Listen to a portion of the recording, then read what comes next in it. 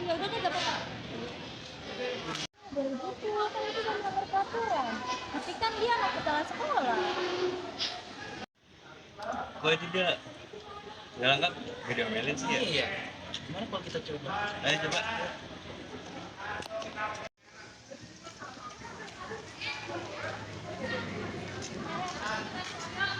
Jadi roommate kalian pada kemana? Kenapa nggak bawa roommate-nya? Aja lewat. Oh, yang tadi. Kalau yang tadi kan anak kepala sekolah, beda dong sama kalian. Ya kan yang beda-beda yang jadi OSIS mah. Oh, terserah kita dong. Udah. Kalau begitu kita laporin ya. Ya, oke.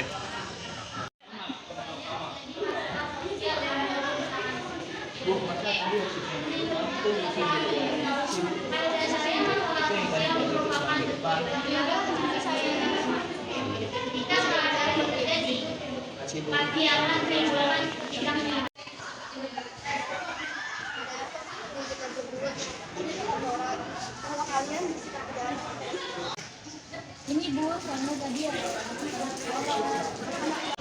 Anak kepala sekolah yang menjadikan kalian alasan kalian dan bulan nggak tahu ya, kami minta maaf.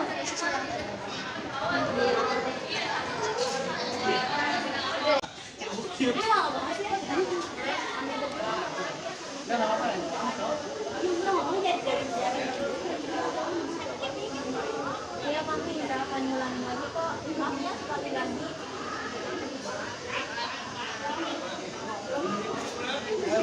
Udah kan?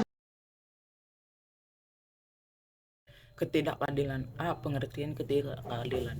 Ketidakadilan artinya ada perbedaan sikap, ada perlakuan yang dibedakan, membeda-bedakan seseorang dalam kehidupan masyarakat.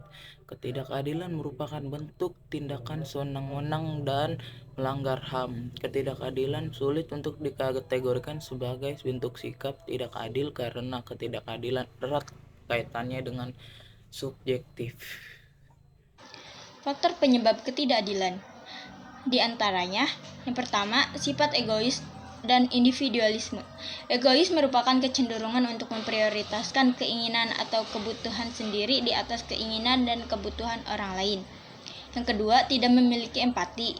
Tidak adanya empati dalam kehidupan sosial akan membuat seseorang cenderung egois dan tidak peduli terhadap lingkungan sekitarnya. Yang ketiga, pernah mengalami diskriminasi. Diskriminasi merupakan segala bentuk pembatasan atau pengucilan terhadap suatu golongan, suku, agama, atau status sosial lainnya, baik secara langsung ataupun tidak. Yang keempat, tidak berfungsi lembaga penegak hukum. Salah satu faktor dari ketidakadilan adalah tidak berfungsinya lembaga penegak hukum. Dan yang kelima, kesenjangan ekonomi. Kesenjangan ekonomi menjadi salah satu faktor ketidakadilan. Hal ini terjadi akibat dari pembangunan setiap daerah yang kurang merata. Macam-macam ketidakadilan. 1. Subordinasi. Merupakan penilaian bahwa salah satu gender lebih rendah dari yang lain. 2. Marginalisasi, yaitu proses peminggiran yang dialami kelompok tertentu karena adanya perbedaan jenis kelamin, yang dapat mengakibatkan kelompok tersebut mengalami kemiskinan. 3. Stereotip adalah pemberian sifat tertentu secara subjektif terhadap seseorang berdasarkan kategori kelompoknya. 4. Dominasi. Dalam ketidakadilan berarti adanya sikap mendominasi atau mengambil bagian yang lebih besar atas suatu kelompok terhadap kelompok lain. 5. Diskriminasi. Diskriminasi ada kaitannya dengan stereotip. Stereotip sekedar memberikan pandangan atau anggapan negatif pada kelompok yang akan, tetapi diskriminasi sudah pada tahap selanjutnya, yaitu memberikan perbedaan perilaku pada suatu kelompok. Awal mula dari diskriminasi adalah karena adanya pandangan negatif. Setelah memandang negatif suatu kelompok, maka tahap selanjutnya adalah memberikan perilaku berbeda pada kelompok yang diberi pandangan negatif. Contohnya di Indonesia, diskriminasi berlaku pada objek yang dianggap tidak mampu secara ekonomi bukan hanya dari perlakuan masyarakat, bahkan banyak pelayanan publik yang memberikan perilaku diskriminatif hanya karena seseorang dianggap tidak mampu dalam ekonominya. Dampak dari ketidakadilan. 1. Beberapa oknum dapat berbuat sesukanya. 2. Tidak ada lagi rasa percaya untuk para penguasa dan aparat. 3. Munculnya kelompok separatis. Nomor 4. Disintegrasi.